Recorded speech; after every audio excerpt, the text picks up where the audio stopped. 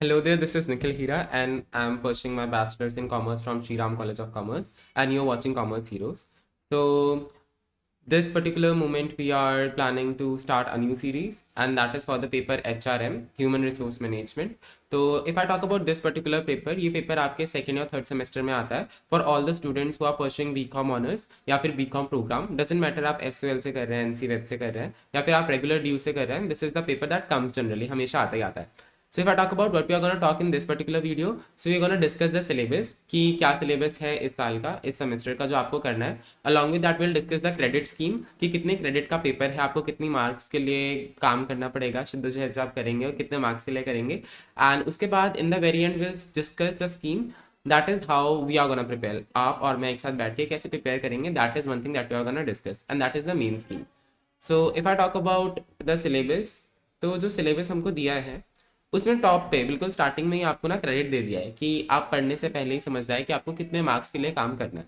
तो if I talk about the credit here, so first of all you need to understand कि DU में credit होता क्या है. So if I talk about credit in DU, so credit something that stands for like one credit refers to 40 marks.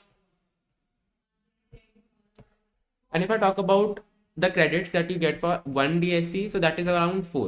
So in the very end, if you have to see, you will get like 160 marks का एक DSC. If I talk about ये आगे का जो bifurcation आपको mention है, so see it is different for each and every source. If I talk about SOL या फिर NC Web और हर जगहों पे, तो उसमें जो आगे का bifurcation आपको mention है वो अलग अलग होगा, but इतना mention जरूर होगा कि 160 marks का तो DSC होगा ही होगा, कुछ भी करो. So it is that we are sure about.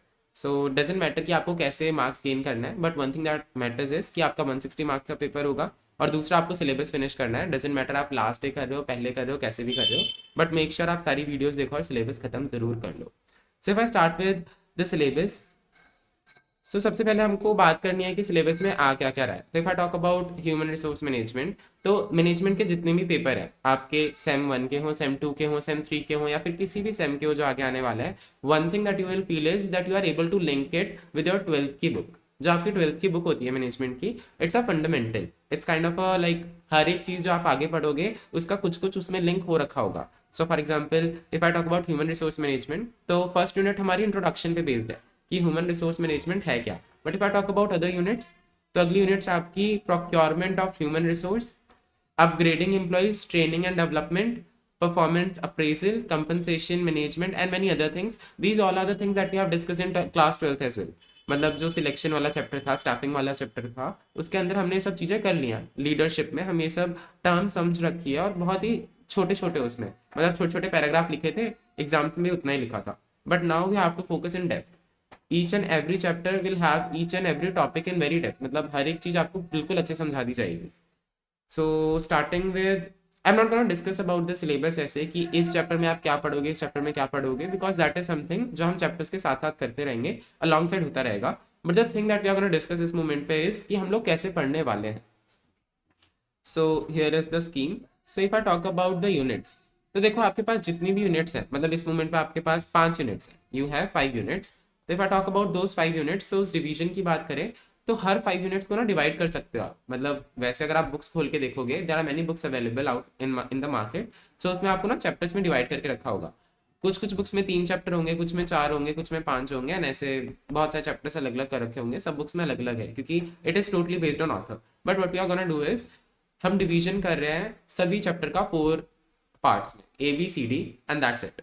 आपको 4 पार्ट सबसे चैप्टर के स्टार्टिंग में शो कर देंगे कि इस पार्ट में ये आने वाला है. और उसके बाद हम हर एक चैप्टर की, मतलब हर एक यूनिट में 4 पार्ट्स होंगे, हर एक यूनिट की हम एक एक वीडियो बना देंगे. So in the very end you are left with 5 units, 4 videos for each unit. So in the very end you just have to watch 20 videos और उसके बाद आपका सिलेबस खत्म हो जाएगा.